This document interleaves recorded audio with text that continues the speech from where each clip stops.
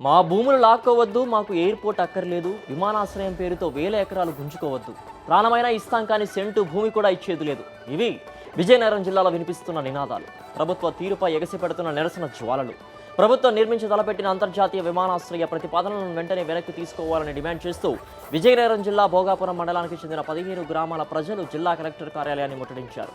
అధికార తెలుగుదేశం పార్టీతో సహా అఖిలపక్షం ఆధ్వర్యంలో మండల గ్రామస్థాయి నేతలు వ్యతిరేక తీర్మానం చేసినా ప్రభుత్వం వెనక్కి తగ్గకపోవడంపై ప్రజలు ఆగ్రహం వ్యక్తం చేస్తున్నారు. ఓవైపు పోలీసులు కలెక్టరేట్ ధర్నాకు వచ్చే వారి వాహనాలను 2 కిలోమీటర్ల దూరంగా నిలిపివేసినా పెద్ద సంఖ్యలో నడిచి కలెక్టరేట్కు చేరుకున్నారు.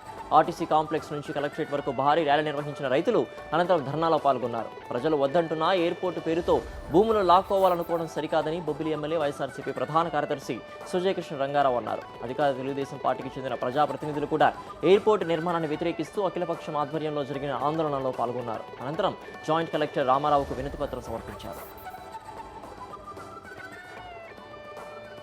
ఆంధ్రప్రదేశ్కు ధాన్యాగారంగా పరిగణించే ప్రాంతంలో వేల ఎకరాల భూములను రాజధాని నిర్మాణం కోసం రైతుల నుంచి తీసేసుకోవడం తగదని ఏపీ రాజధానిపై నిపుణుల కమిటీ నేతృత్వం వహించిన కేసీ శివరామకృష్ణ తప్పుపట్టారు. విభజన తర్వాత కొత్త రాష్ట్రం ఎదుర్కొంటున్న అనేక విస్తృత సవాళ్లపై దృష్టి సారించాల్సి ఉందన్నారు. కానీ చంద్రబాబు కేవలం రాజధాని నిర్మాణం అంశంలోనే కూరుకుపోతున్నారని ఆయన విమర్శించారు. సాధ్యమైనంత వరకు సారవంతమైన పంట భూముల జోలికి వెళ్లరాదని రాజధానిపై నిపుణుల కమిటీ తన నివేదికలో విస్పష్టంగా తెలిపిందని శివరామకృష్ణ గుర్తు చేశారు. చంద్రబాబు దానిని విస్మరించి ఏడాదికి 2-3 పంటలు పండే వేలాది ఎకరాలను రాజధాని కోసం సేకరించాలనుకోవడం దురదృష్టకరమని అభివర్ణించారు. శివరామకృష్ణ జాతీయ ఆంగ్ల దినపత్రిక ద హిందూలో సోమవారం రాసిన ఓ వ్యాసంలో ఈ విమర్శలు చేశారు.